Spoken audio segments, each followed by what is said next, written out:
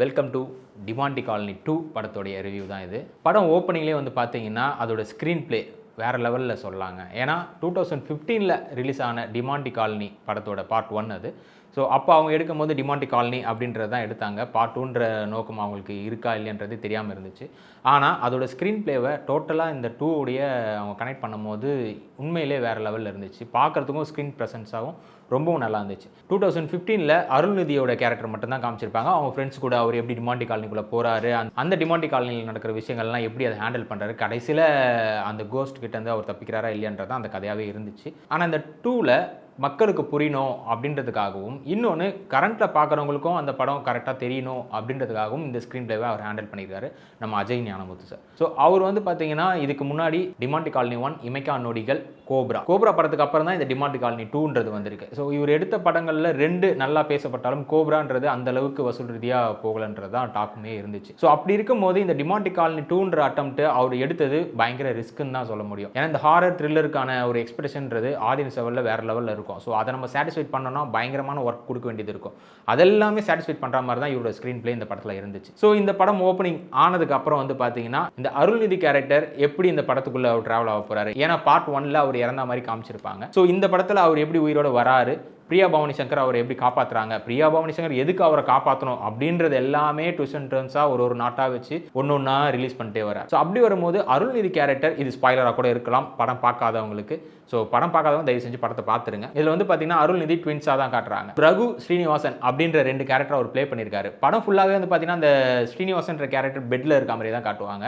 So ரகுன்ற character தான் இதில் டோட்டலாக லீட் பண்ணிட்டு வருவார். ஸோ அந்த ரகு கேரக்டர் என்னவா இருக்காரு, எதுக்கு இவர் கூட ரிலேட் பண்ணுறாங்க அப்படின்றது எல்லாமே படம் நீங்கள் பார்க்கும்போது உங்களுக்கு புரியும். ஸோ டோட்டல் ஸ்பாய்லராக இங்கே சொல்ல விரும்பலை. ஸோ அவரோட ஸ்க்ரீன் ப்ளே தான் இதில் மெயினாக நான் சொல்ல வருது. ஸோ அந்த ரிலேட் பண்ணி அவர் கொண்டு போகிற விஷயம், இதில் பிரியா பவானி சங்கர் எப்படி இதுக்குள்ளே வராங்க, அவங்க ஏன் அருள்நிதியை காப்பாற்றணும் அப்படின்ற ஒரு நீட் எல்லாத்தையுமே இதில் காமிச்சிருக்காங்க. ஸோ பிரியா பவானி சங்கர் படம் எடுத்துக்கிட்டாலே நிறைய பேர் என்ன சொல்லுவாங்கன்னா அவங்க படமாக அவ்வளோ ஓடாது, நல்லா இருக்காது அப்படின்ற டாக் எல்லாமே சோஷியல் மீடியாவில் வைரலாகவே போயிட்டு இருந்துச்சு. ஸோ அது எல்லாத்துக்குமே ஒரு பதிலாக தான் இந்த படத்தில் பிரியா பவானி சங்கரோட ஆக்டிங்கும் இருக்குது, அவங்களோட கேரக்டருமே இருக்குது. ஸோ வேறு லெவலில் இருந்துச்சு படம். அதுவும் இல்லாமல் அவங்களோட ஆக்டிங்லாம் வந்து பார்த்தீங்கன்னா உண்மையிலேயே சொல்ல போனால் ரொம்பவே நல்லா இருந்துச்சு. அதுவும் ஒரு சில ஃப்ரேம்லாம் வந்து பார்த்தீங்கன்னா சினிமாட்டோகிராஃபர் வேறு லெவலில் ஹேண்டில் பண்ணியிருக்காரு. ஸோ ஒரு சீனும் பார்க்கும்போது பார்த்தீங்கன்னா சீட்டுக்கு முன்னாடி வந்து பார்க்குற அளவுக்கு ஒரு என்கேஜ்மெண்ட்டை கொடுத்துருந்தது. அடுத்து என்ன ஆகும் அப்படின்னு சொல்லி ஃபைனலாக அந்த டிமாண்டி காலனிக்குள்ளே என்ன நடந்துச்சு, அதனால் எப்படி இவருக்கு இந்த இன்சிடென்ட்லாம் நடந்ததுன்றதுலையுமே அவங்க ரிவீல் பண்ணுறாங்க. ஸோ பார்ட் 1ல் எப்படி காமிச்சிருப்பாங்கன்னா இவங்க ஒரு டிமாண்டி காலனிக்குள்ளே போகிறாங்க, அங்கே ஒரு ஹாரர் விஷயம் நடக்குது, அதில் வந்து இவங்க மாட்டிக்கிறாங்க. ஸோ அதில் அவங்க ஃப்ரெண்ட்ஸ் எல்லாருமே இறந்துடுறாங்க. அதில் ஒரு செயினையுமே ஒரு ரிலேட்டாக அவங்க காமிச்சிருப்பாங்க. ஸோ இதில் அன்சங் கிங் ஆஃப் ஃபாலன் கிங்டம்ன்ற புக்கில் ஒரு விஷயம் இருக்குது. அந்த புக்கை படித்து தான் இவங்க வந்து இந்த ட்ராஜடியில் மாட்டிக்கிறாங்க அப்படின்ற மாதிரி கொண்டு போயிருப்பாங்க. ஸோ அந்த புக்கை படிக்கும் போது அது ஒரு வாட்டியுமே இந்த விஷயத்தை ரிப்பீட் பண்ணிட்டு தான் இருக்கும். 6ஆம் தேதி 6ஆம் மாதம் இந்த விஷயம் நடக்கும், அதுவும் 6 வருஷத்துக்கு ஒரு வாட்டி நடக்கும் அப்படின்றத இந்த படத்தில் அவங்க மென்ஷன் பண்ணியிருப்பாங்க. ஸோ 2015 இந்த இன்சிடென்ட் நடக்குது. அப்போ அருள்நிதி அவர் இறந்துடுறாரு. ஸோ இதை அப்படியே ப்ரெசென்ட் கொண்டு வந்தால் 2021 6 வருஷம் கழிச்சு இந்த விஷயம் திருப்பியும் ரிப்பீட் ஆகுது.